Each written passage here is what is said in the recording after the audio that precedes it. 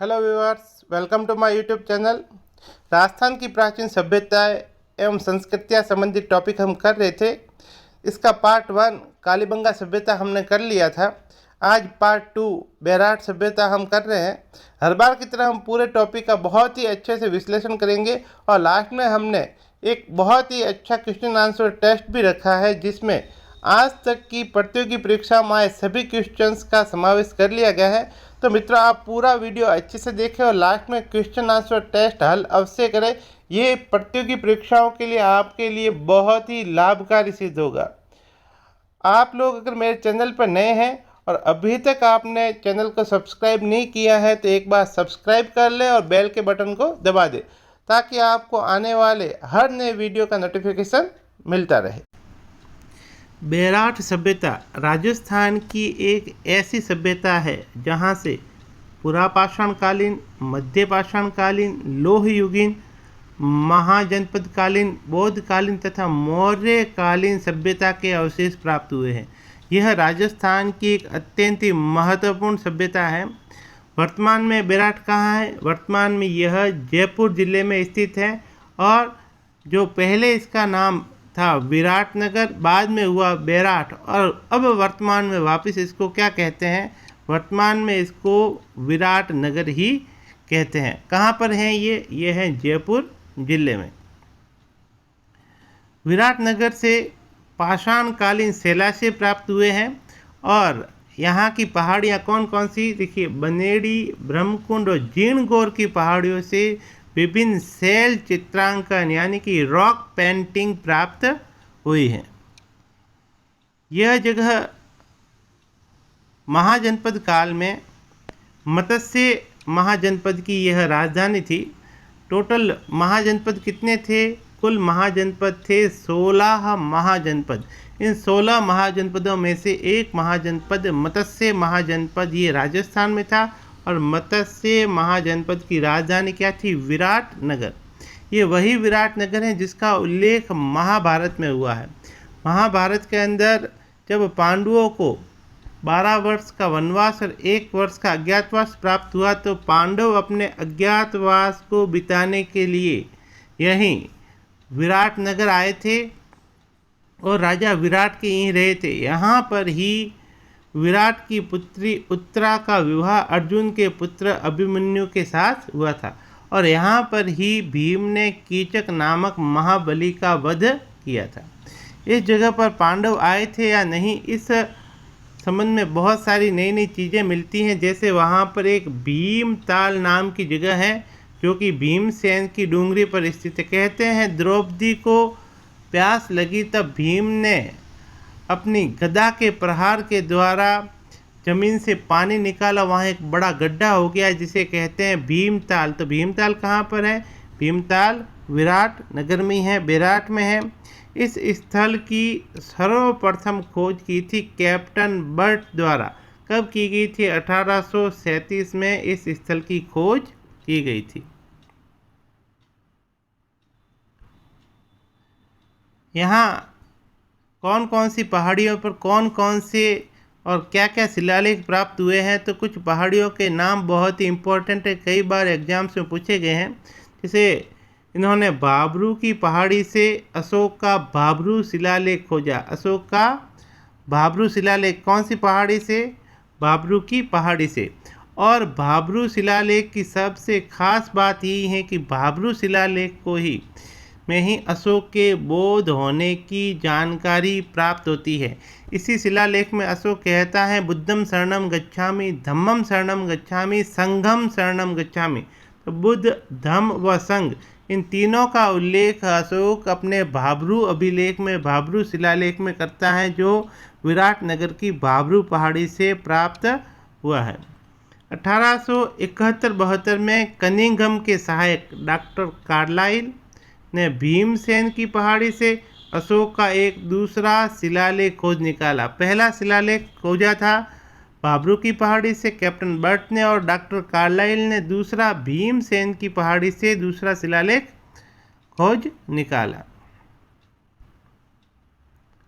1910 में doctor D.R. Bhandarkar ने 1936-37। D.R. Bhandarkar एक ऐसे विद्वान हैं जिसने मात्र अभिलेखों के आधार पर अशोक का पूरा इतिहास लिख दिया है।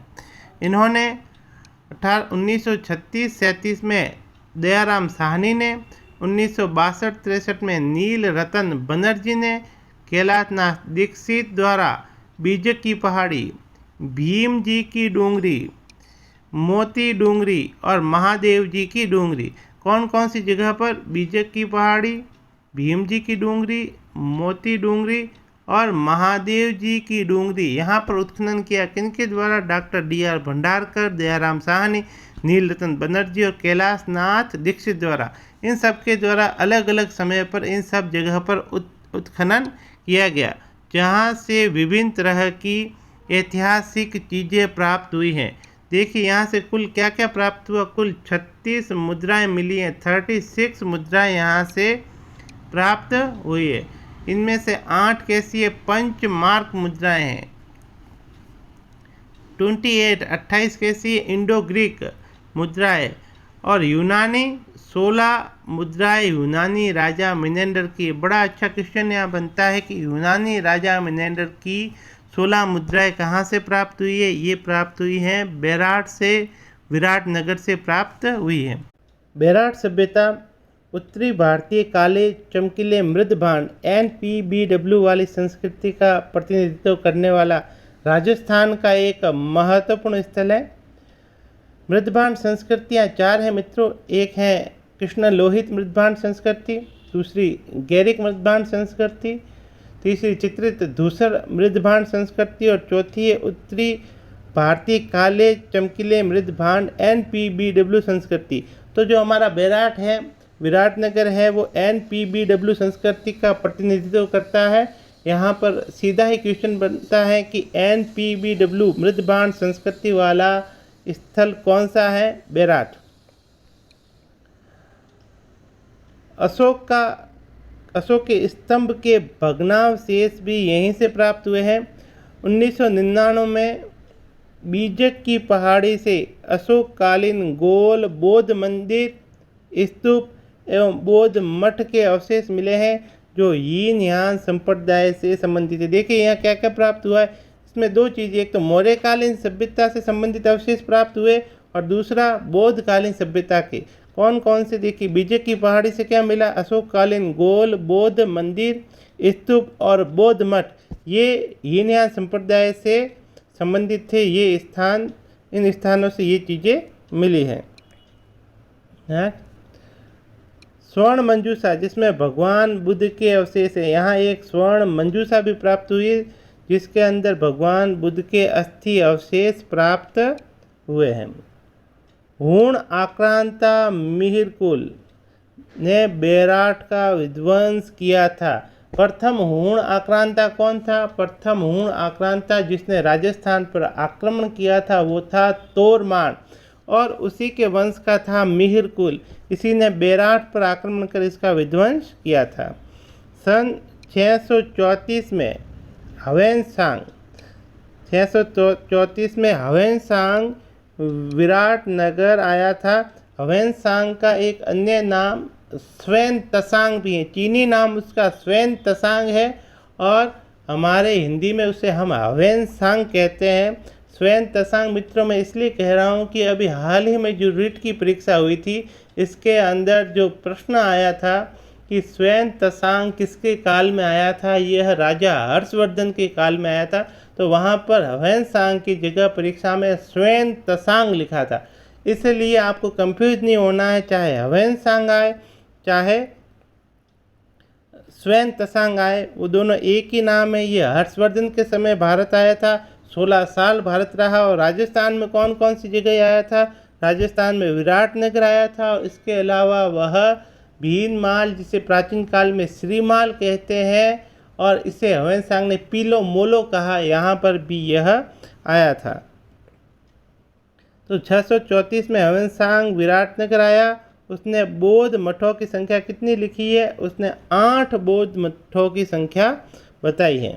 विराटनगर में शंख लिपि, कौन सी लिपि? शंख लिपि की प्रचुर संख्या में प्रमाण प्राप्त होते हैं।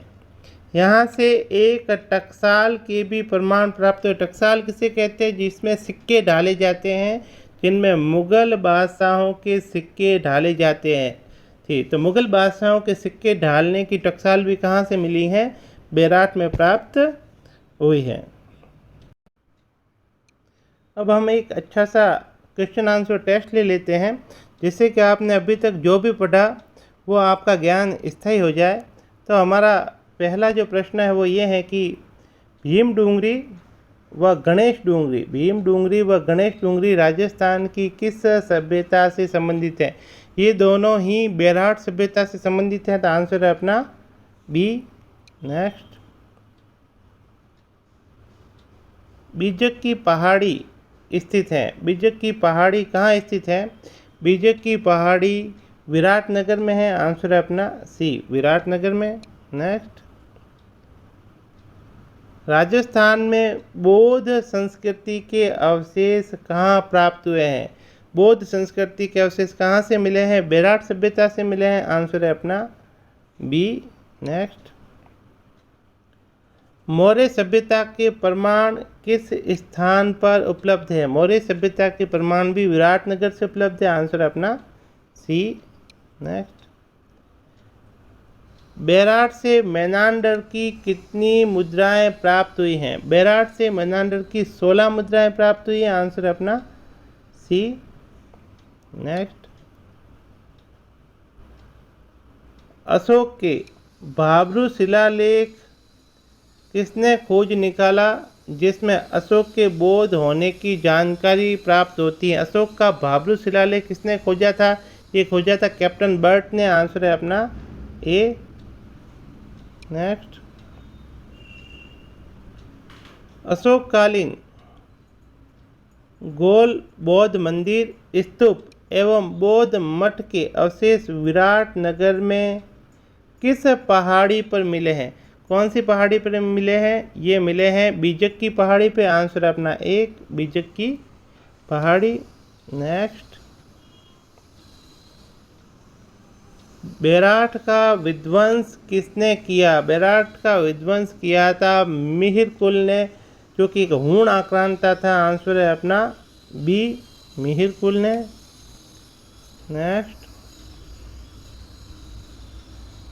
मित्रों ये दो क्वेश्चन आपके लिए हैं, इनके आंसर आपको कमेंट बॉक्स में ज़रूर देना है।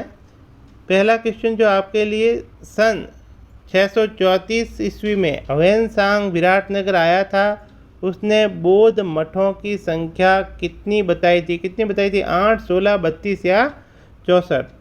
और दूसरा क्वेश्चन 10वां जो कि आपके लिए है, शंख लिपि के प्रचुर संख्या में प्रमाण कहाँ मिले हैं? कहाँ मिले? दौसा, भरतपुर में, विराटनगर में, डिग में। इन दोनों प्रश्नों के उत्तर आपको कमेंट बॉक्स में ज़रूर देने हैं। इसके साथ ही आपको मेरा वीडियो अच्छा लगा तो इसे लाइक करें, शेयर करें और कमेंट करके ज़रूर बताएं कि वीडियो कैसा लगा। और अभी तक आपने मेरे चैनल को सब्सक्राइब नहीं किया है तो सब्सक्राइब ज़रूर करें।